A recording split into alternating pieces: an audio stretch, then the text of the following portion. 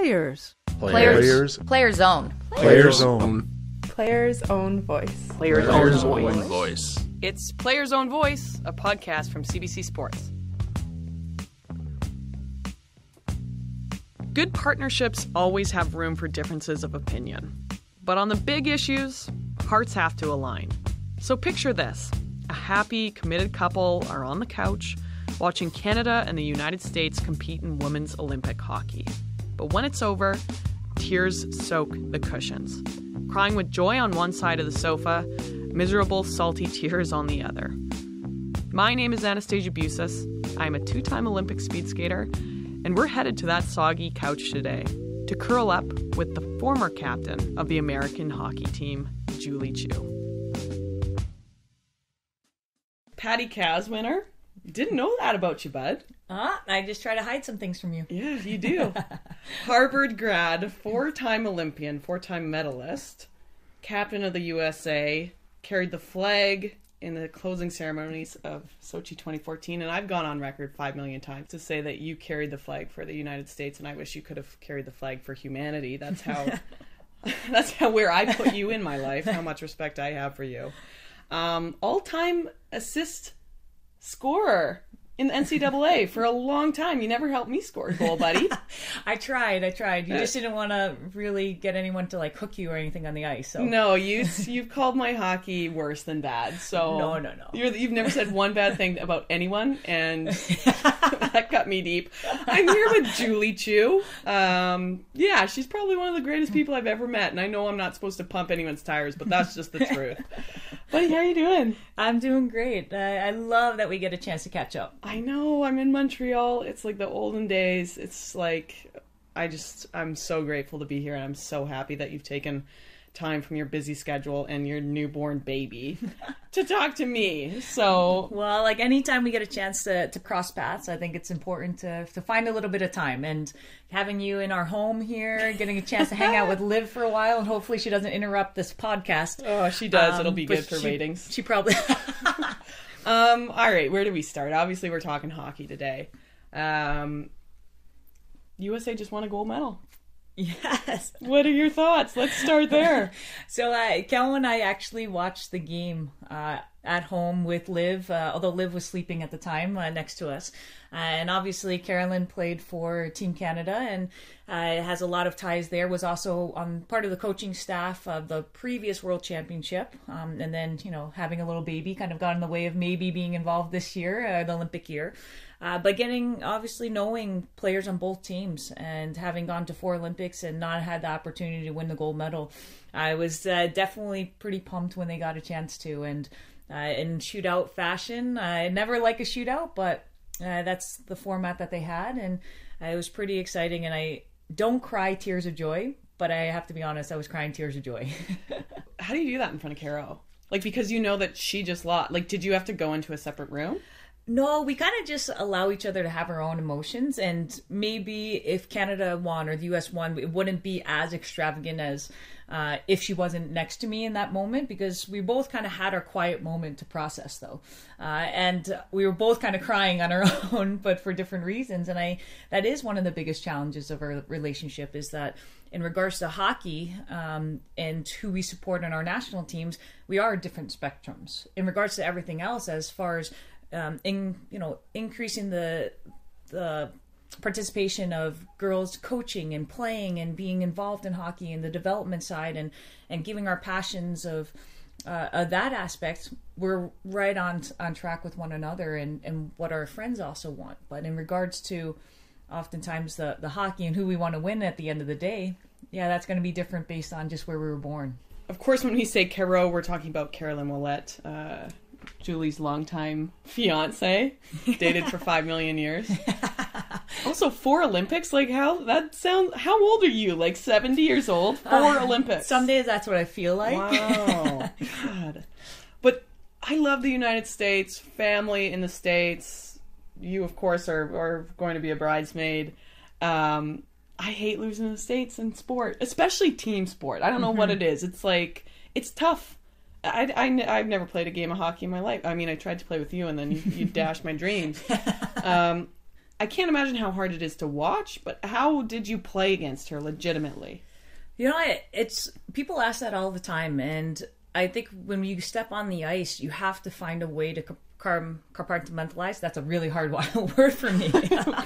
But you have to find a way to put things aside because we care so much about our team, because we ultimately have sacrificed or made choices in our life to try to win gold medals with our friends, with our teammates that we're going to battle with. And so I know it's hard to flip that switch, but it's one of those things you have to do when you care so much about the process that we've personally, individually been on, and know that even though at the end of a game or a world championship or Olympic Games, we're going to be at different spectrums of our kind of where we've disappointment versus maybe the happiness of winning. But I also have someone that knows probably most closely what it's like to go through this Olympic journey, the struggles, the ups and the downs, and the things that are oftentimes not very glorified in our lives, and that's just our reality. So is it tough sometimes? Absolutely, and it'd be easier if we were on the same team,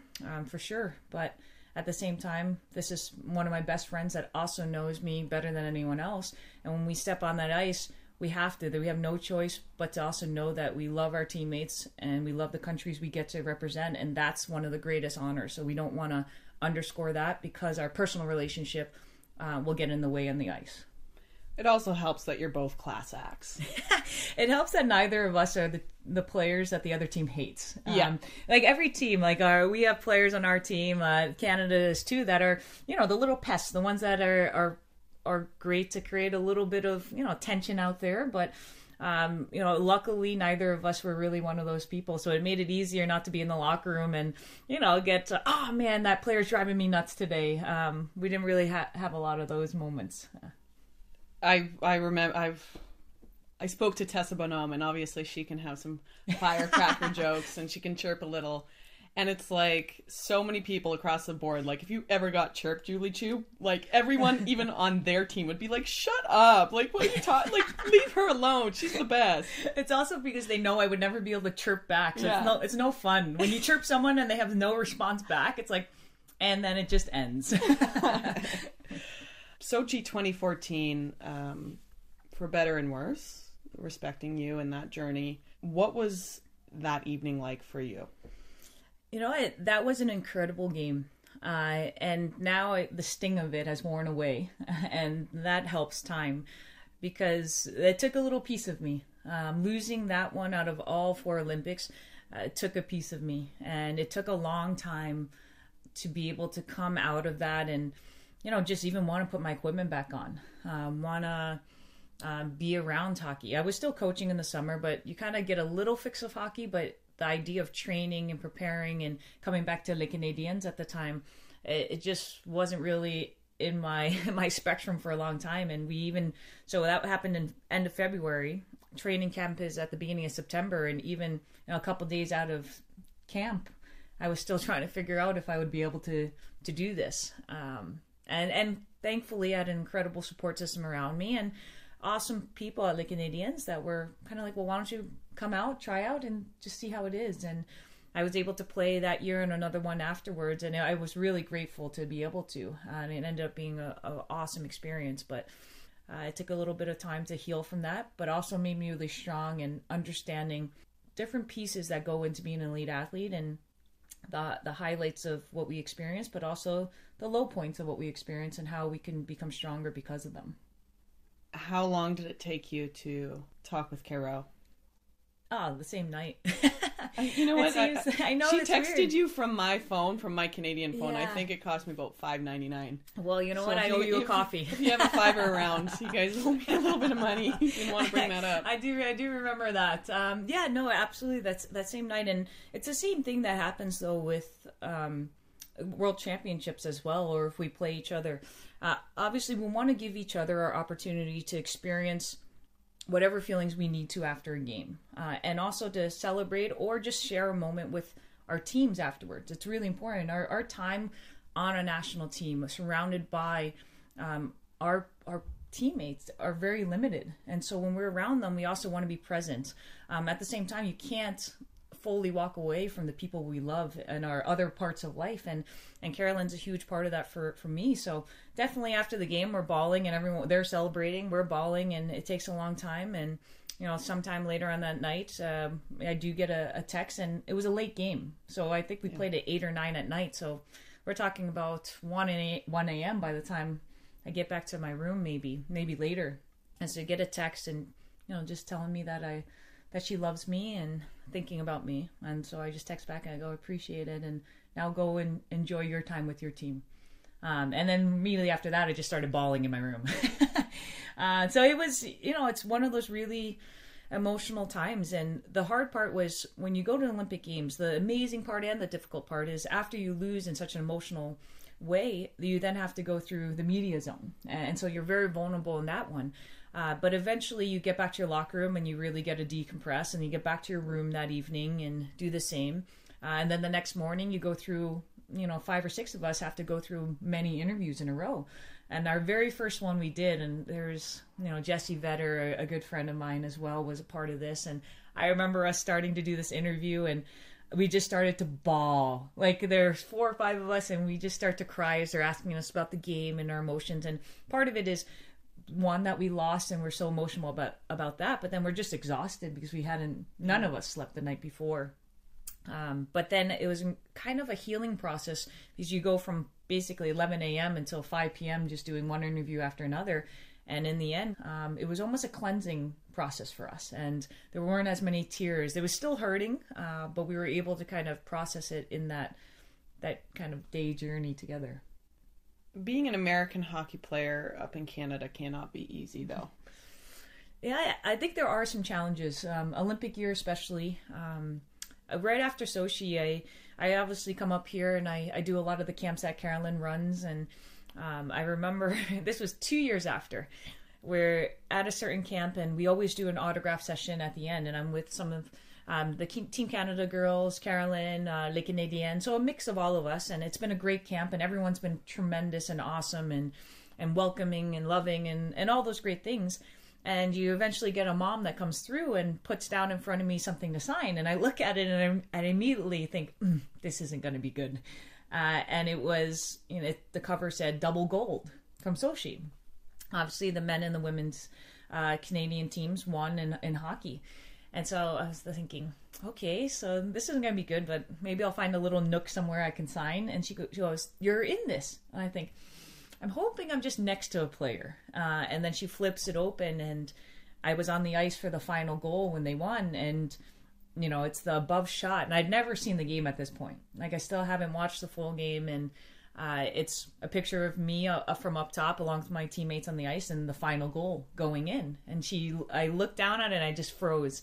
And she goes, wasn't this a tremendous moment? And I honestly looked at her and I was like, I was speechless. But she didn't do it in a way that was malicious at all. It's just sometimes there isn't the recognition always that how painful it was for me on the other side of things. Because there's going to be a huge pride in your nation. We do the same thing in the States. Like, it's not like it's, this is what Canadians are doing. It's just sometimes there's that kind of thinking of, actually, maybe this joke or this thought should be a little bit processed, because this individual is having a very different experience. And so I'm pretty sure, like, I probably signed it and got up and went to the locker room and had a good cry session for a bit. And that was 2 years after Sochi. I know it's a little sad. No, it is sad. And that I was still emotional. No, like, more so that... I remember Katsi Chartrand's next to us, one of the Canadians, an incredible player, and she just froze and she goes, and put like this little mad face on, and I was just like, we're okay. Because, again, it's not done in a mean way. It was just sometimes a little miss. Vancouver 2010, I think people can be so passionate about hockey that, just as you said, they don't even understand that you're human beings as well. Yeah, Vancouver's very interesting. Hockey-wise, in the arena, absolutely tremendous experience. Like, if you ask us where some of the best places to play, we're going to say in Canada, because there's a passion and excitement in the rink. And even if it's 16,000 fans cheering against us, it doesn't matter. It's an energy and a passion for women's hockey, and it's incredible. And one of the challenges for me in Vancouver was the rivalry of hockey kind of got the best of the Olympic spirit. And what I mean is, once our men's team beat the Canadian men's team in the prelims, there was definitely a shift in kind of the approach to us as we were walking around the streets in our USA gear. We'd be walking around and people would be shouting some pretty profane, like some profanity at us, and just things that you wouldn't expect from an Olympic experience. And that was the most shocking, I think. But it honestly was just that moment of, I think something just switched, and there was just a little bit of a shift there that was really tough for me to process. And because I love the Olympics, that they bring people together. And yes, we're going to root for our countries and we're going to heckle a little bit here and there, but there's a little bit of a different intensity to that made it a really challenging experience for me, just being more in the outside Olympic experience. And it was strange because we had just been to Vancouver that September and had zero of that in that environment. Like, we were playing a test event. It was incredible. It was awesome. Loved it. We were walking around in our USA gear, no issues. And then it just changed a little bit, unfortunately. Well, and it changed for your family too. Yeah, and it wasn't just athletes. It would be anyone wearing USA wasn't really greeted in a very popular way. And I'm not this person, and anyone that knows me that just bashes things or I'm a complainer, because it's not that at all. But it was very different for us. And even my family, I was like, they would even get people shouting at them at times. And again, it's strange because now I live in Canada and I absolutely love it. I've been to Toronto a ton of times and had USA gear. I've been in different places and played here tons of times, and I've never experienced it. Just for whatever reason, it bubbled up a little bit in Vancouver in a way that surprised me, and I think it surprised some of my friends on the Canadian team that saw it as well, and were kind of like, whoa. I coach at Concordia University and get to chase my passion and my love for what I do in hockey and on the teaching side of it, and hope to make Canada my home for a long time. So obviously, a weird experience for maybe a week and a half hasn't deterred me from really enjoying my experience here. And maybe you're okay too. Oh, well, you sure don't come visit me in Toronto all that often. I'll even allow you to wear your Team USA gear. I'll wear a jersey. We'll go out to the bar. There we go. Julie Chu, number 13. We keep hearing about the growth of women's hockey, and I certainly have said I think it's the hottest ticket. I think it's been the hottest ticket since Sochi, really. But where are we behind in that growth? What is still lagging? Mm-hmm. So it is. When you get a chance at the Olympics to watch women's hockey and the gold medal games, the viewership are incredible, especially the last two that have gone into overtime or a shootout. The popularity is growing. Where we're struggling now is just how expensive our sport is. That's the truth. Even in North America, there's been great growth, but that's where the challenges are, is available ice times. And how do we get girls in women's programs prime ice time versus sometimes they might not get the prime ice time. That's not in all situations, but that's still an issue, is ice time is limited depending on the area. How do we, in countries in Europe or Asia or other places, how do we get increased funding for those programs?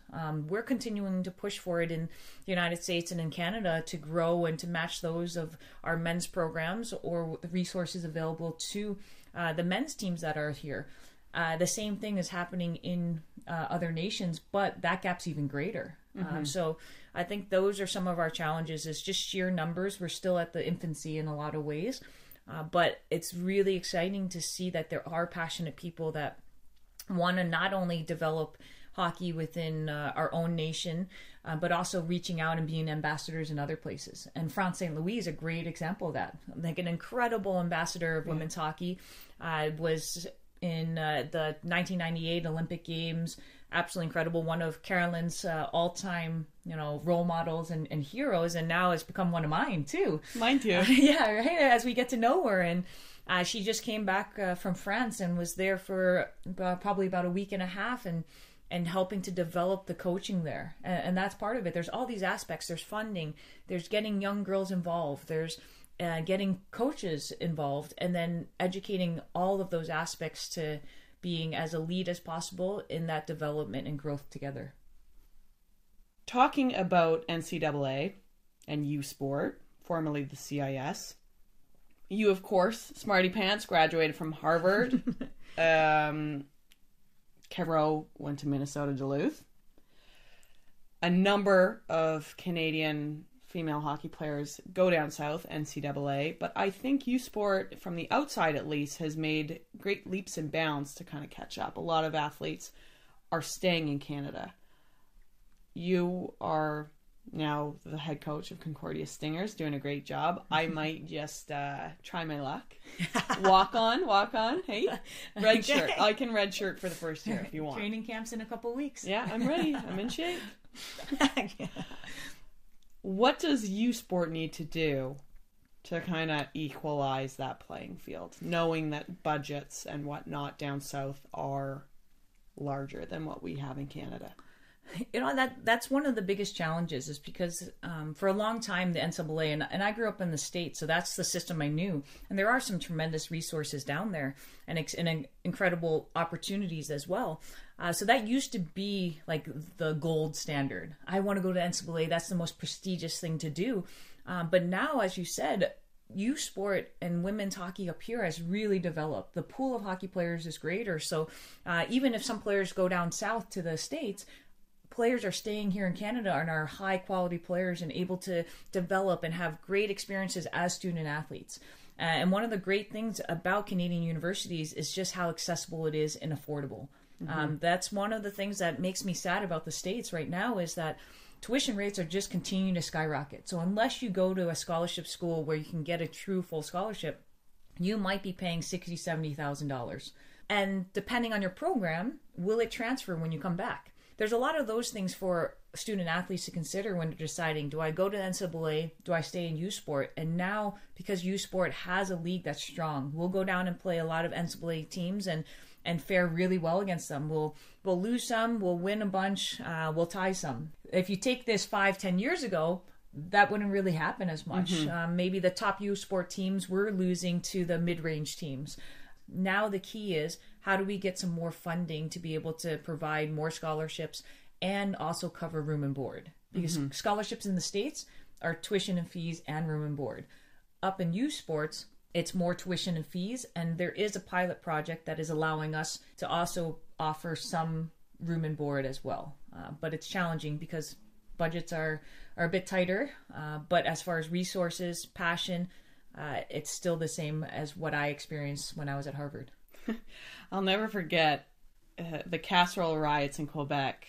Students were, they were rioting. Not rioting's the wrong word. They were protesting, excuse me, this increase in tuition. And you went up and spoke to one of these students, and you said, well, what's going on? And he goes, well, they've increased our tuition by 10%. And you were so mortified. And you said, well, what do you have to pay a year? And he goes, $3,500. And you just blanked, like your face was white, and you said, I graduated from Harvard.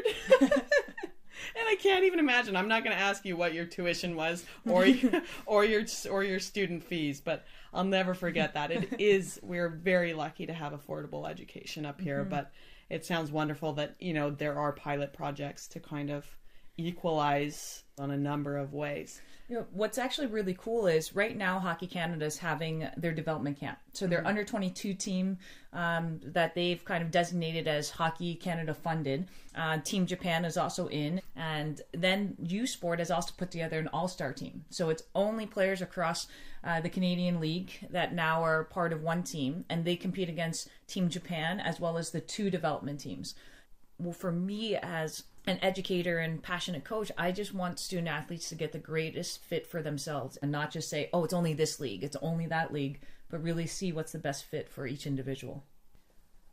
USA winning a historic gold and historic fight for equality. What does this mean for sport? It's huge.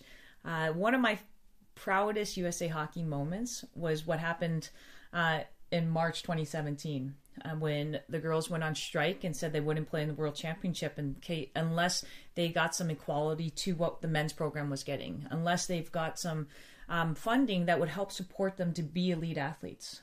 The reality is, those national team members or those that go on to the NHL on the men's side are set with the leagues that they have. So their need to be supplemented additionally by USA Hockey is different.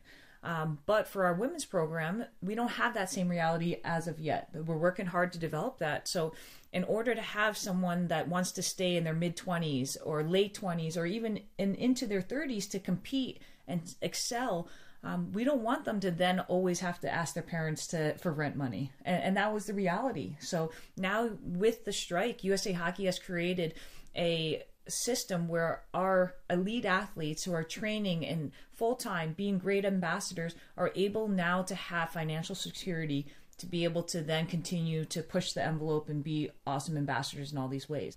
Will live. Uh-oh. She's 9 months old. I actually think she's going to be a speed skater. With those quads. Yeah.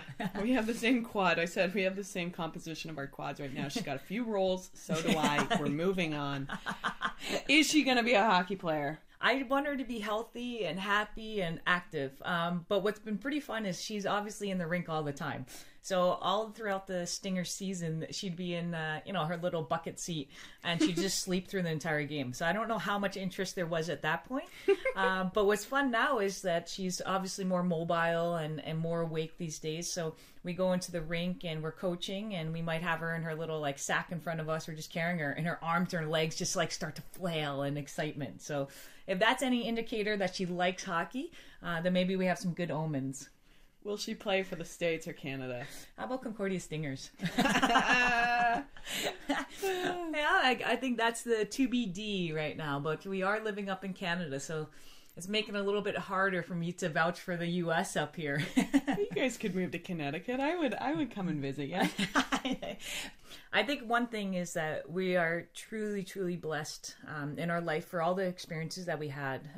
Getting a chance to go to 4 Olympic Games, for me personally to go 14 years on the national team, play in college, travel the world, incredible things that we've experienced and been exposed to. But one of the greatest blessings of our life and greatest things that we have is getting a chance to have our family and have baby live with us. We absolutely love being moms. It's challenging sometimes, but most days we just turn to each other. She's just wailing and we say, it's because she's a baby. That's the way we just kind of find a way to, not have our hearts shatter every time she cries. I think you missed taking French lessons with me as one of your biggest blessings as well. That was my next one. Yeah. That actually was a highlight. I talk to people all the time about our French class when you lived here in Montreal, and neither of us spoke French, but we wanted to learn at least a base.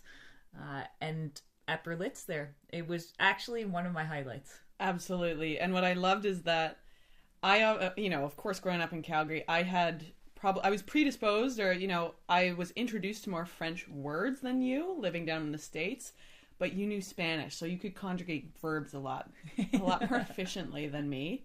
I took a cab here. The taxi driver said "bonne journée," and I replied "gracias."